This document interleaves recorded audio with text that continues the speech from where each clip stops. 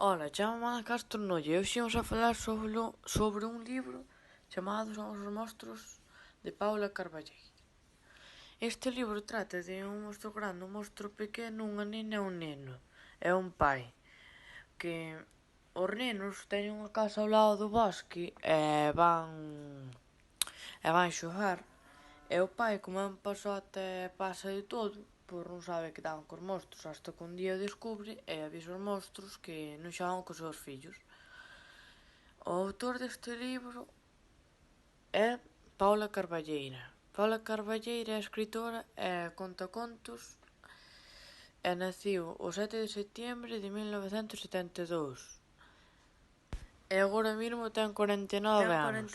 Estudiou na Universidade de Santiago de Compostela. Ten moitos libros como Pepe o Inglés, Libro de Familia e Virandeira.